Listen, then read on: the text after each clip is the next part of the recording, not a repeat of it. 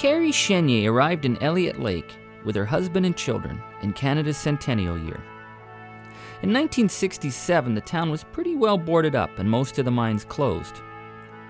But by the 1970s, Elliot Lake was riding a wave of high uranium prices and booming mines. Carrie Chenier had gone from being a battered wife to a single mother, fighting for her right to work in the all-male world of underground mining. And when I went in, I had some great guys with me. Just as there were bad people, there were also very, very good people who said, "You can do this, Carrie." However, when you added on the extra, the outside factors of being a single mother and not having babysitters and daycare and whatever, it was how high a bar did they want us to jump over? They didn't want us to just be equal. They wanted us to show that we were more than qualified. Elliot Lake was developing a reputation as a wide-open frontier, a militant union town. Life was hard, but Carrie was moved by the miners' sense of community. I think the miners and their wives had a very, very true sense of community, and they lived each day. Because when those guys went into work, they did not know if they were coming home, and they were aware of that. Some people live a long time to learn that. They didn't take anything for granted. Nothing. If the sun rose today, it was a beautiful day to go ice fishing, and they went ice fishing. But they had a sense of living that I haven't seen in very, very many other people. Carrie was hired in the mill at Rio Algoma. She later became the first woman to work underground in Elliot Lake. Over time, she won the respect of the miners. And I truly loved my miners, and I know that's so patronizing to say, but they were my guys. They believed in me, and I believed in them. They pulled me out of some good holes. I would be so afraid down there at times, and I'd call them up and they'd say, no, you're fine. Elliot Lake was becoming synonymous with lung cancer, radiation, and silicosis.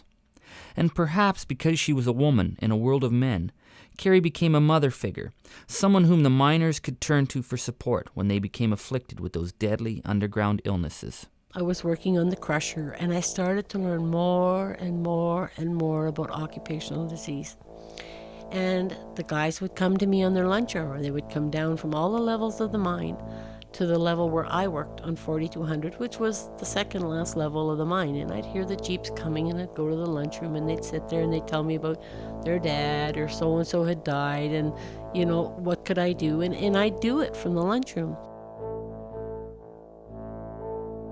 I can still see one person, and I think I'll see him forever. When he found out he was dying, he came up to me and he said, "Carrie, just look after my old lady." And you can't say no to that.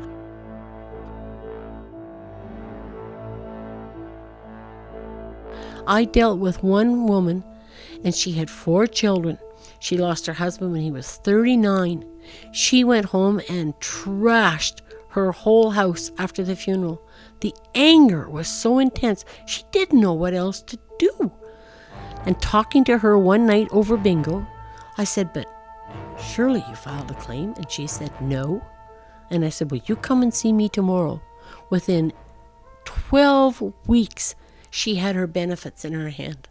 As she won the trust of the miners, Carrie found herself taking on the companies and exposing the underground working conditions. You really had to know the operation. And not just the clean-cut version that they showed on the films, not just the clean-cut version that the tourists in their white paper suits saw every night when they went down, or when the MOL inspectors came in and everything was cleaned up and dusted off and put away and nobody was allowed to drill. You had to prove that on Friday nights they had twice as many scoops in a drift, running with the air flat out when there was no good volumes of air. You had to learn not just the prescribed manner, but you had to learn what went wrong. The same as an inquest. Every occupational disease claim that you had to file was a miniature inquest. Carrie became an outspoken advocate for health and safety, but she says it's the least she could do. And I couldn't repay these miners. They looked after me with their strength and their knowledge and their wisdom.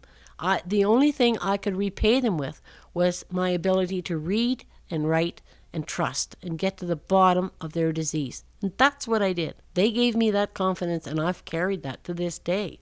In 1996, the last of the mines in Elliot Lake closed.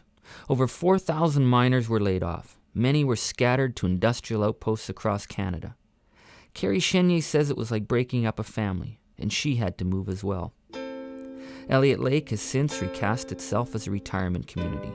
But Carrie Chenier says there is still a responsibility to tell the story of the people who were there before. Emotionally, it was a good town. Physically, it was killing. But emotionally, it was such a good town. Whether we died and whether other people died, we know that they did. But those of us who survived still have a duty to tell that story. Because, boy, they blazed the trail. They really, really did.